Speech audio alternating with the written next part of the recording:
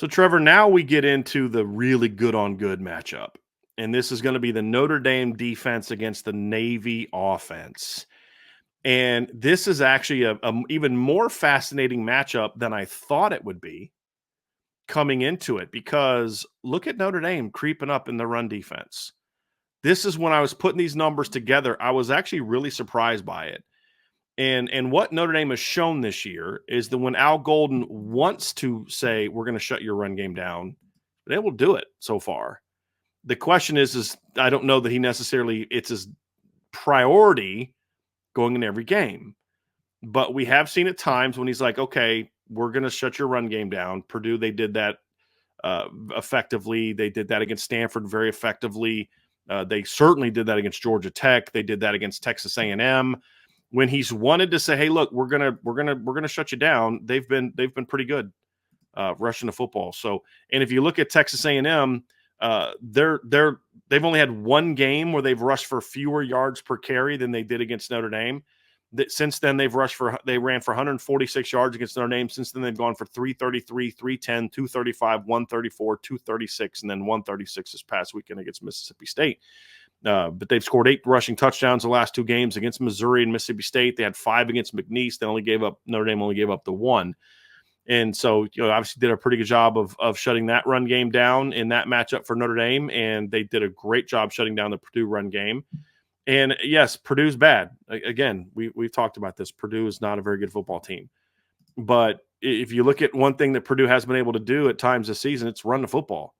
Again, they ran for 248 against Indiana State, 263 against Oregon State, 239 on the road against number 20 Illinois. And then this past weekend against number 1 Oregon, they ran for 208 yards and went for 5.2 yards per carry. Notre Dame's held them to a season low in rushing yards and a season low in yards per carry. Now, so again, when they want to shut you down, they can. And we talked about this, the 64 yards and the 64 yards that they held Georgia Tech to this past weekend, I believe, was the lowest total of the Brent Key era, which is in year 2 of him as the head coach. So I'm actually going to confirm that. I know that Jamal Haynes had a career low in rushing yards and yards per attempt. Yeah. By himself, significantly so. But yeah, the lowest before that this year was 98 and 2.7 yards per carry. Notre Dame held them to 64, 2.1.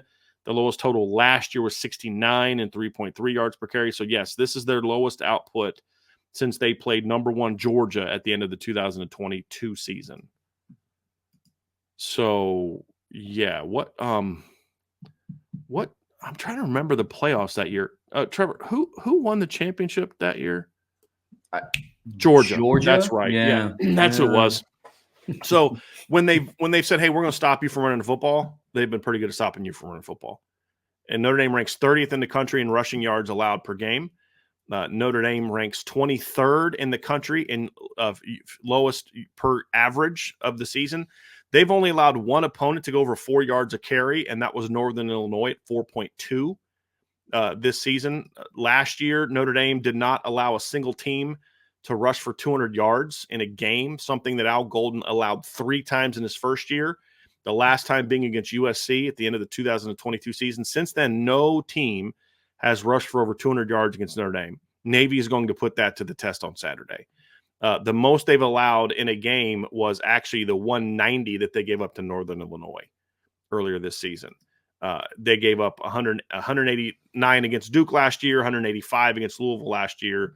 They have not given up 200 yards per game, including holding Navy last year to 126 yards. This is a much different Navy team than that Navy team. So they are going to be tested. And, we talk a lot about how frustrated we were at times with the Notre Dame rush offense. But in their last 5 games, Trevor, I'd say that the numbers are pretty good in 4 of their 5 games. They held Purdue to 38. They held Miami to 110. They held Stanford to 113, and they held Georgia Tech to 64. That's less than 100 yards per game. Now they held Louisville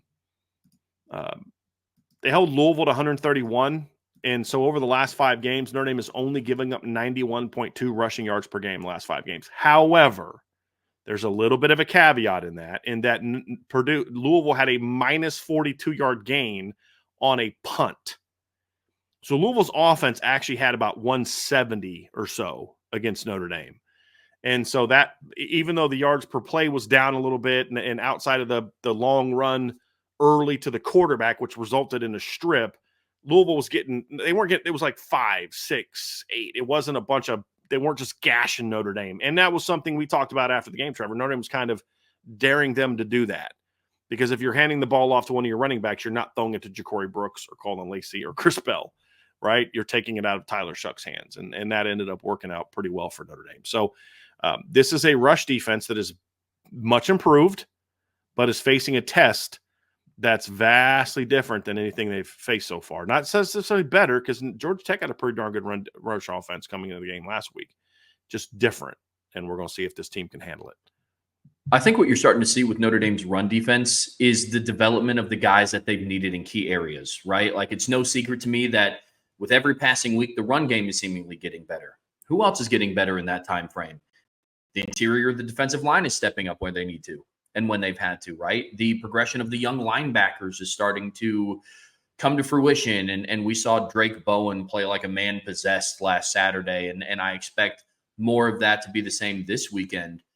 But if Notre Dame is going to win in a convincing fashion, like we believe that they could to boost their playoff resume, I think this will be story, 1A of the ball game to see how Notre Dame does against this rushing offense. Because, Bryan, you said it best. Notre Dame hasn't faced a team like this when it comes to running the football. Like Georgia Tech was a good preparation, but especially because you consider what Jamal Haynes did against North Carolina the week previous, and he went for $170 and 2 touchdowns in that game.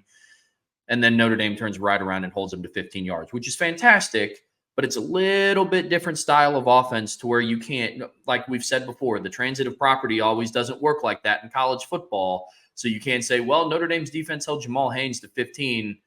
We're going to hold Blake Horvath and Alex Tezca to 30, so right. If they do that, we're going to have a very fun post-game show on Saturday. That's for darn sure. Yeah, I agree. I agree with you. But that will be the storyline of the game, man.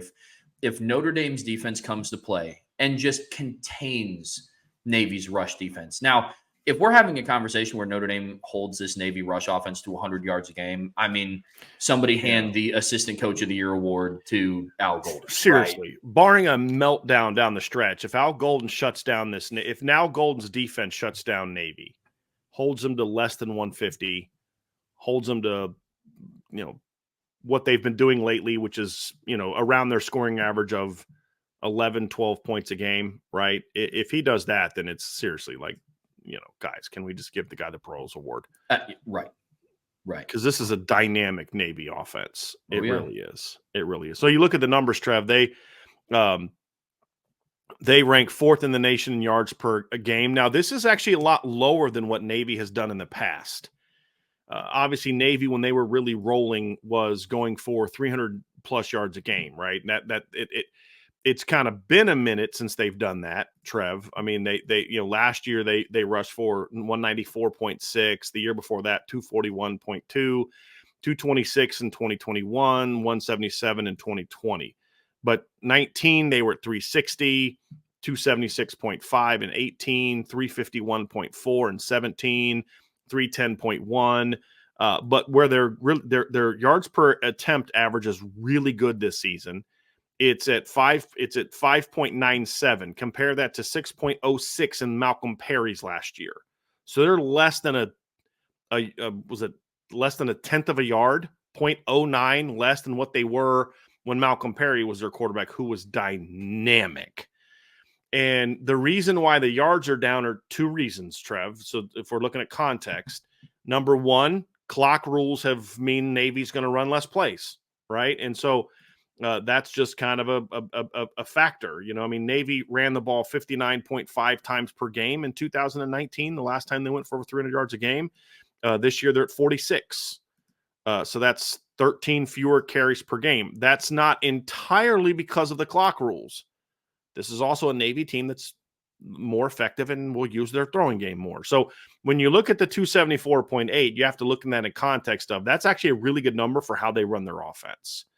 Army's much higher than Navy is because Army doesn't throw it like Navy does. Then I think Navy's about 60 yards more per game throwing than they are than Navy is, or than Army is. Excuse me. Navy's about 60 yards higher. So they're also sixth in touchdown runs and second in fewest tackles for loss allowed. That has been a big change, Trevor, because they don't do as much of the pure triple. Teams aren't getting as many negatives against them. And I think that's a big factor in it as well. So they are going to force Notre Dame to be physical and sound. Now, here's the interesting thing, Trevor. I actually think that schematically you can't just implement what you've done against past teams.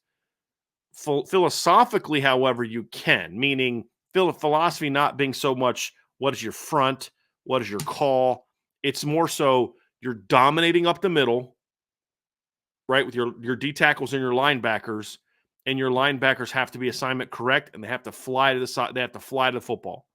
This has been very much if Notre Dame's stats team counted tackles the way that a lot of other teams do, the tackle numbers for the freshman linebackers will be way more impressive because they are constantly around the football. And so those principles apply. How you get those principles carried out schematically and structurally from a personnel standpoint is going to go a whole lot different than what it has in past games. But that be great up the middle. This is going to be another game where we'll talk about it. Actually, let's just mention it now real quick so we don't have to then talk about it in the game records. Is you're going to need Riley Mills and Howard Cross and the interior guys to dominate again. I mean, you just will. You just the more they can shut down the quarterback runs, the quick quarterback duck plays and the quick dives and things like that. The more they shut that stuff down, the more your linebackers can run to the pitch and run to the jets and do all that kind of stuff. You know what I mean? And where you get in trouble is when your D tackles are basically just kind of taken out of the game and your inside linebackers have to crash the die ball game. That's how you then struggle to get outside. And then you got to send your safeties downhill. Your nickels got to do that. Your outside linebackers. And next thing you know, they're flying downhill off that action and boom, they're throwing the ball over your head off of a play action look. So you're right up the middle. Your D tackles, your inside linebackers have got to dominate in this game if you're going to continue this improvement in the run defense. Yeah, Riley Mills, Howard Cross, Gabriel Rubio, Donnie Heinisch, they all have a fantastic opportunity to come into this game on Saturday and kind of put together a really good three-piece series of games going into their next bye week to help them refine, get healthy, rest up too, right? But to really help refine what they've done and what has helped them win these one-on-one matchups in the interior of the defensive line for the tail end of the season. So, yeah, I agree with you. Riley Mills is going to have to continue to play what he's been, the level that he's been at. I mean, against Georgia Tech, like I said, I think that was one of his best games in a Notre Dame uniform. He was everywhere. He was disruptive. And those are some of the things that you're going to need. I mean, it says it right there. Navy ranks second in the country at tackles for loss allowed, and Notre Dame is not a team that is known for generating tackles for a loss. So, interior, the defensive line kind of holds the key to let the linebackers play a little bit more free, because I think one of the storylines is going to be, if they're not able to, linebackers being able to play free. A lot of the question is going to be around, well, I thought our linebackers were fast. Well, they are, but assignment-wise, they had to start filling and doing different things because of what the interior of the defensive line did or did not do. So, they hold a really big key to success on Saturday. So I agree.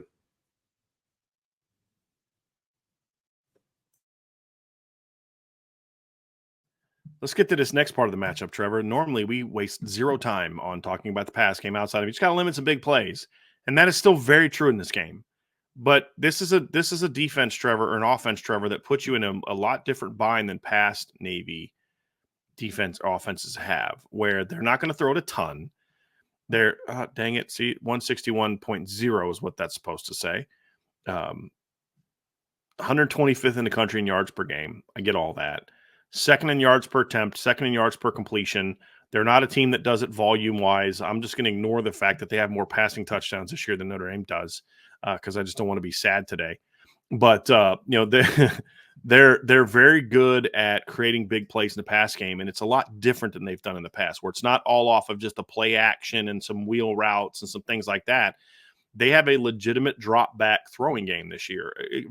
From a volume standpoint, it's not enormous. They've thrown 12, 9, 12, 11, 15, and 13 passes the starting quarterback has this season.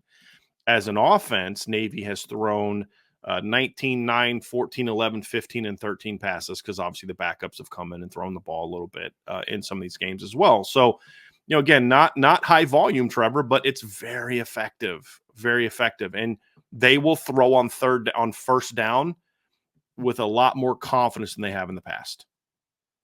Like that's a big thing. You can't just okay, they're going to try to catch you every once in a while on first down. They'll do it multiple times in a row if you don't respect it. And they'll do drop backs. They'll line up in different formations. But they'll still do the stuff that gashes you with the running backs out of the backfield, the wheel routes, the post snap switch stuff, the follow.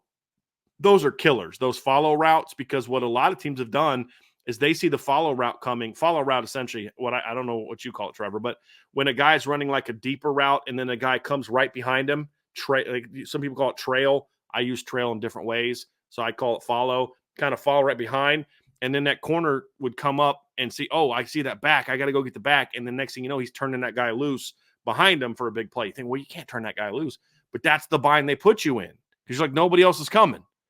And so who am I going to go get? And so Notre Dame's going to have a plan for that. And their pass defense this season has been phenomenal. But look at that one number that's off. It's yards per completion. Why? Because teams don't complete a lot of balls on Notre Dame. But when they do, they're usually bigger plays down the field, 20-plus, 30-plus yard gains. Now, especially the 20-plus yard gains. Now, so that's a concern when you look at that against Navy. That's been your one bit of kryptonite, and now you don't have Benjamin Morrison, who's still your best cornerback. Against the run, I think Leonard Moore's an upgrade. Yes. But against defending the pass and limiting the big plays, that's the concern that I have. And so that's where you kind of – because remember when they decided not to play Benjamin a lot early in 2022 and Navy came out kind of having some success and they put Benjamin in and that kind of – for a little bit, stop that success. You know what I mean? They actually got a couple stops when Benjamin came in. So, coverage-wise, you'd love to have him out there. It's just, because they put a major stress on your secondary. I've never seen a Navy offense that stresses a secondary as much as this one. Between all the run game responsibilities you have, the perimeter blocks, they love to get the ball outside in a lot of different ways. You've got to be a good run support player. And, oh, by the way, we're going to send 2-3 guys at you in the pass game on particular plays. They put a lot on the secondary, especially the corners. And it's going to be interesting to see how the Notre Dame corners hold up because this is actually a very intriguing matchup in this game. But honestly, it still comes down to shutting down the run because if Navy can't run the ball, they're going to hit a couple pass plays fine. The only way that matters is if your offense stinks because if they can't run the ball, they're not going to score a lot on you. It's, you give up 2-3 big plays. If you just hold it to that and shut down their run game, you're going to beat Navy. What the concern is, they're gashing you with the run 4, 5, 6, 11, 5, 4, 7, 8, and then boom, 50 over the top. That's the concern that you have in this matchup, Trev. Yeah, Navy's offensive coordinator does a really good job in the passing game of getting their guys into favorable matchups, right? Blake Horvath has 10 passing touchdowns on the season, only 1 interception. The other interception came by way of the backup quarterback, like we talked about yesterday. It's a very efficient offense, right? They don't turn the ball over much through the air or at all, really. And one thing that Notre Dame has kind of lived off of is they've forced at least 1 turnover in every single game since Northern Illinois, right? And I think Northern Illinois is the only game in the entire season where they haven't forced a turnover because they had an interception against Texas A&M as well. So this isn't a traditional offense where you're just going to be able to drop your corners back into coverage and let them go up and make a play, or same thing with the safety. So again, talking about the defensive line, Blake Horvath will make some errant throws when there's pressure in his face. When he's forced to throw under pressure, that is the opportunity where you can. But for the most part, this is the offense from a passing game perspective almost dissects you in a way. Yeah. And they're just hitting guys and putting them in favorable matchups and giving Blake Horvath the opportunity to make the most accurate pass possible. Because he's not a quarterback that's going to go out and dice you up by any means, but they will throw on first down. they will line them up in the shotgun on first down and run a four verts concept or something. So it's going to be interesting to see how much stress is going to be put on the secondary. And to build off that, it's going to be interesting to see how they handle it, especially with your point, not having Benjamin Morrison. Leonard Moore's going into his third start, but really, I mean, he hasn't really seen an offense like this. So there's a lot of different factors that's going to make this a really interesting, really fun matchup to watch on Saturday. Trevor, if you go back and watch the Memphis, you have. But if you all go watch the Memphis game, I'm sitting there watching like the first series and a half thing. Like Memphis is kind of doing a good job of shutting this run game down. What sparked Navy in that game that just made it that once they did this, it was over. They hit a couple big passing plays. They were actually kind of slowing the run game down early. And then they hit, I think it was a seam route. I think it was the first big. I think it might have been that backside seam, might have been their first big pass play of the game, or it was maybe one of the running back wheels. But man, like once they hit a couple of those big throws, and then Navy, then Memphis was like, we don't know what to do now. It reminded, you know what it reminded me of? It reminded me so much of the Notre Dame USC game in 2017, when USC's entire game plan was like, we're going to stop the run game and make Brandon Wimbush beat us. And Brandon Wimbush was like, bet. And he throws a post route touchdown to Equanimous, and then throws a back shoulder go ball to Kevin Stepherson. Next thing you know, it's like 14-0. And our USC's like, what do we do? We didn't think they can beat us throwing the ball, and he's throwing the ball over our head. And then they had to adjust, and then that's when the run game kind of took over. Because they hit those two go balls, and then they also hit that big reverse to Kevin Stepherson for like a 15, 20-yard gain, and USC was shook. They're like, we don't know what to do now, because we thought we could just focus on stopping the inside run, and now we don't know what to do. And so you look at it, and it's just like, that's kind of what happened to Memphis. When Navy hit a couple big plays, they were like, we don't know what to do now. Like we went for 100 yards on two completions. We don't know what to do now. And then that's when the run game just started crushing them, and Memphis had no answers. So to your point, this is the secret sauce to what makes this offense so dangerous, in my opinion, is actually the passing game and the ability to be efficient and explosive throwing the football is a big part of the concern in this one. So I'm curious to see how it's going to play out, Trev. Yeah. I don't know. Let's look at the overall numbers. And we talked about earlier, good on good. Mm-hmm. Notre Dame, number 5 scoring defense in the country. Navy, number 4 scoring offense in the country. Notre Dame is number 10 in the nation in yards allowed per game. Navy ranks 34th. Notre Dame ranks 6th in fewest yards allowed per play. Navy ranks 7th in yards per play. Notre Dame has one of the best red zone defenses in college football. They rank 17th in red zone offense. They rank 13th in red zone defense. Navy ranks number 1 in both on offense. Navy has not been a good third down offense this year, somewhat surprisingly. They rank 54th. Haven't needed it as much, Trevor, honestly, because of how many big plays they create. Notre Dame has got the 11th best third down defense in the country. Notre Dame ranks 6th in the fewest number of plays of 30 yards allowed or more. And Navy ranks 31st in most plays of 30 yards or more. If you were to go off of a kind of like, they have like that per capita type of things. If you look on it, the number of 30-plus yards plays per play, I'd be willing to bet you $20 they're in the top 15 in big plays, because they rank 31st in most plays of 30 yards or more. But as we pointed out the other day, Trev, like in offense, they rank, I think, dead last, 132nd in total plays. So, for example, because Navy's also played one less game than Notre Dame and a lot of other teams. And if you simply took, actually, let's just do this. Even if you just took on a per game basis, so they've got 31 divided by 6 equals times 7. If you just said, okay, that's 36, that alone jumps them up to, let me get up to this number, long scrimmage plays, 30 yards. That 36 would, hold on a second, or excuse me, that would be, no, I was wrong. So they have 17 in 6 games. I went 31 for some reason. I went their ranking instead of the number. That was a little different number. Times 7, they would have 20, and that would rank them 14th, just on a per game basis. So just adds a little context to that ranking, because they have played fewer games than most. Because everybody else in the top 15 outside of Boise State and Pitt has played 7 or 8 games. So, and y'all know how good that Boise State offense is with that running back. So anyway, Trev, It's going to be a great matchup. You could argue that this is going to be the toughest test Notre Dame's defense has had all year. It's not the most talented offense. That's Louisville, that's other teams. But as far as being good at what they do and presenting challenges to you that nobody else does, to me, that's why I think you could argue. And even more, with all due respect to Army, who's outstanding offensively, Army is a traditional triple. They'll hit a couple plays down the field, but they're averaging like around 100 passing yards a game. They're a completely different animal than what Navy has thrown to football. They've thrown 56 passes this year. Navy has, or Army has. They're averaging 100 yards a game, which is, they're throwing on an average of 8 passes a game. And when you look at Navy, they're averaging up, like, as we talked about already, they're averaging 13 and a half passing attempts per game, and they just do things a little bit differently. So it's going to be a challenge, man. It's going to be a challenge, and hopefully the Notre Dame defense is up for it. Yeah, absolutely. I mean, the one that jumps off the page at me is Navy in the red zone is insane. I mean, I don't care who you play.